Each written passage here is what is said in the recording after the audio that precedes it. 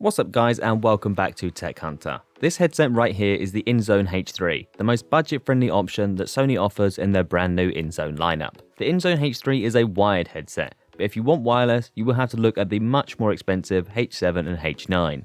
Though judging by that naming scheme, I feel like a H5 would fit in there quite nicely. The headset works with both PS5 and PC, and offers plenty of features for both devices. But all that matters is, how do they sound, and are they worth the £89 retail price? Though I did only pay £49 for mine on Amazon, so be sure to check the pricing as it can fluctuate, as it's currently £58 on Amazon at the time of recording. Later in the video I'll have a microphone test and a comparison with other audio solutions and headsets so you can judge how they sound. But firstly I'll show you a quick unboxing so you know what to expect when purchasing the Inzone H3. Of course, check the timestamps and feel free to jump around the video to find what you need. If you are new around here, please consider giving it a like and subscribing too, as it really helps out the channel. So let's jump in. Taking a look at the box for the Inzone H3, you can immediately tell that this is a gaming headset. The branding, the visible mic arm, and the really deep purple makes this headset immediately stand out from the crowd and makes it immediately obvious that this isn't one of Sony's more traditional set of headphones. Inside the box, there really isn't much to talk about. The headset comes inside a nice soft fabric bag,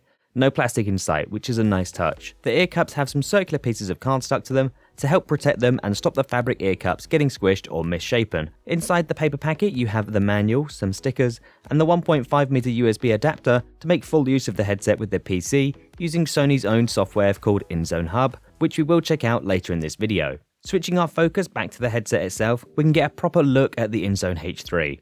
On the right ear cup there's absolutely nothing, and on the left hand side we have the microphone arm, the very stiff and poor quality volume wheel that makes minor adjustments impossible. Also on the left we have the location of the audio cord. The cord itself is 1.2 meters in length and unfortunately it's non-removable. The ear pads are a soft nylon fabric which I personally prefer to the synthetic leather style. I just find the nylon ones stay cooler for longer and stop my head from sweating. So that's a plus for me. A downside though is that there doesn't seem to be an easy way to replace them if they were to get damaged or dirty. The headband for some reason though does feature the synthetic leather material I mentioned earlier, so that may cause sweating for you in the hot summer evenings, but it gave me no trouble at all as your hair will likely give you a good spacer from the heat of your head. I'm assuming they chose this material purely for aesthetic purposes as it does make the headset look more premium and it blends in a lot nicer with the black plastic materials. The headset has plenty of adjustments though, which is great, and it should fit comfortably on all head sizes. Small petite heads or big meat heads. The headband adjusts really easily, just move it up and down on each ear cup, and the ear cups have plenty of rotation so they can comfortably sit on your head, or if you want to take them off for a quick break, they can comfortably sit around your neck without choking you or getting in the way of any head movement. Only the microphone pokes up a little bit, but it isn't too bad if you know it's there. This also allows the headset to lay flat when not in use, or they can comfortably sit on top of your PS5 when you're not using them. Though the cable doesn't really have anywhere to go, so you need to be a bit creative with your cable placement. Setting them up with the PS5 is incredibly simple. Turn on the PlayStation, grab a controller, plug them into the bottom of the controller, then you're done. You will now have audio coming into your ears rather than out of your display or speakers. One odd thing I did notice is that if you connect the headset with the microphone in the upright mute position, the PS5 won't recognize the microphone even if you unmute it.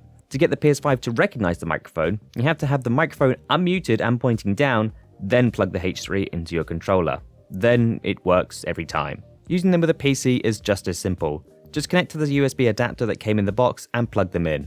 Then Windows should install the drivers and they'll work like any other headset. If you want, you can then download the Inzone Hub from the Sony website. The Inzone software gives you the ability to adjust the microphone and audio settings of the headset, as well as enabling the spatial audio sound mode. For EQ profiles, you have 3 defaults, as well as the ability to create your own, so you can really tweak the sound of the headset to how you like it. So whilst we're here, let's do ourselves a couple tests with the microphone. This is a quick test with the microphone on the Sony Inzone H3. Within Inzone Hub, we can adjust the microphone volume, as well as the side tone. Most of these features can be accessed within other applications or software, but it's good that Sony offers something. The mic itself is a boom mic and has plenty of adjustment, so you can keep it as close to or as far away from your face as you want to. This audio, by the way, is completely unedited, so you can get an idea of how it sounds straight out of the box.